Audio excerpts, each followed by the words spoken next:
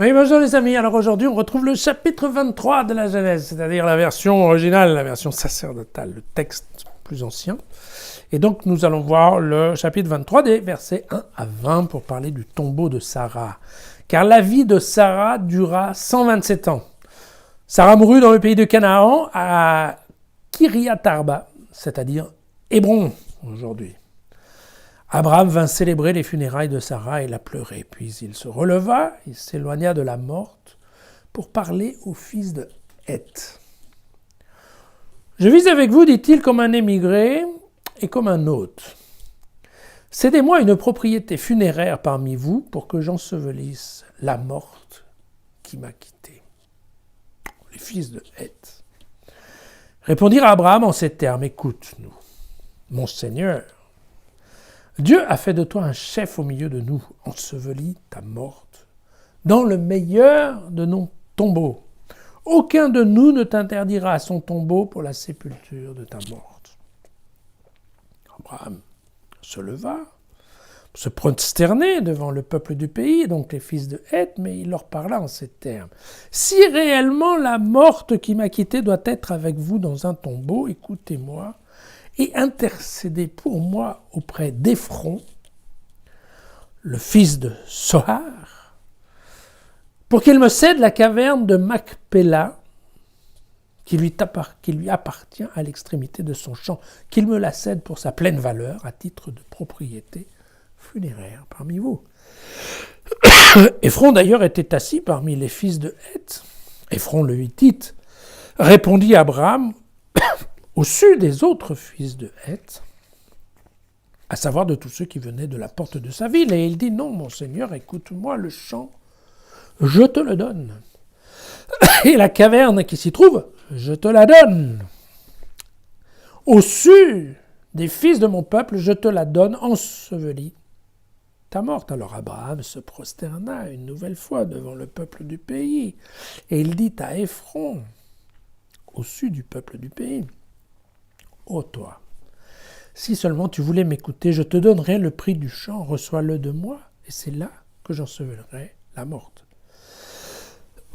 Alors Ephron répondit à Abraham et lui dit, mon Seigneur, écoute-moi, une terre de 400 cycles d'argent, qu'est-ce entre toi et moi? Ta morte. Ensevelis-la. Abraham s'entendit avec Ephron, il lui pesa le prix que les fils de Heth l'avaient entendu déclarer, 400 cycles d'argent, au taux du marché. Le champ d'Ephron à Macpéla devant Mamré. Le champ et la caverne incluses, y compris tous les arbres dans le champ, dans tout son périmètre, on en garantit l'acquisition à Abraham au vu des fils de Heth, de tous ceux qui venaient à la porte de sa ville, après quoi Abraham ensevelit sa femme Sarah dans la caverne du champ de Macpéla devant Mamré.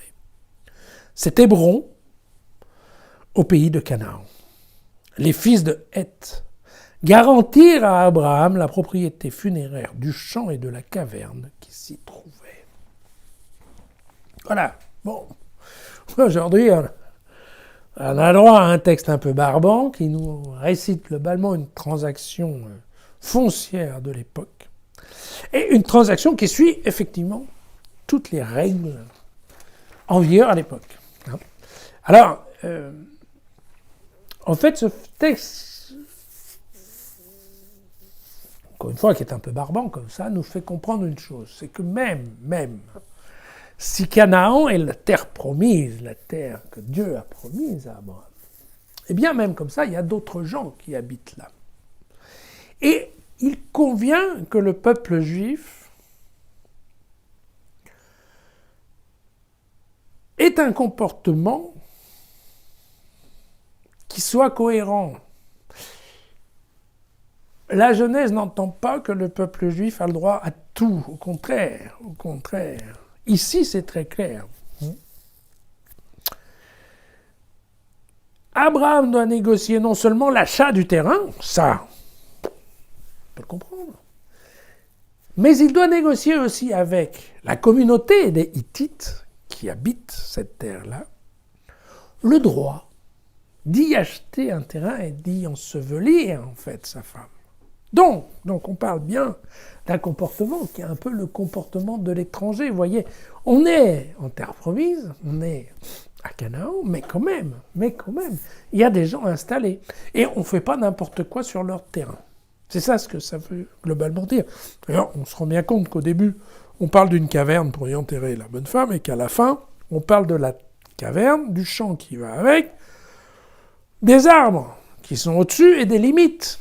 Donc ça veut dire quoi? Qu'en fait, bien plus qu'une caverne ou un tombeau où Abraham voudrait enterrer sa femme, c'est avant tout ce que recherche Abraham, c'est en fait une concession à perpétuité, si vous voulez, d'un mausolée familial. C'est ça, en fait. Voilà. C'est pour ça que c'est pas si facile.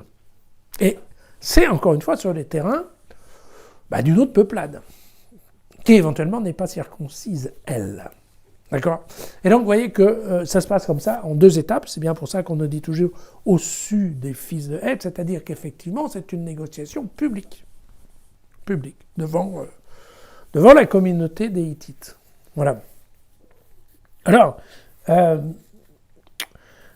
le site dont on parle, il est connu. Aujourd'hui, la grotte de Machpelah, elle est donc à côté de la ville d'Hébron, dont on parle bien souvent à la télévision. C'est une ville énorme qui a beaucoup grossi, et donc au milieu, il y a en effet les restes de ce qu'on appelle aujourd'hui le tombeau des patriarches. On dit que donc effectivement, en plus de Sarah, ensuite Abraham aurait été enterré là. Peut-être Isaac et Rebecca, peut-être Léa, enfin voilà, peut-être. Voilà.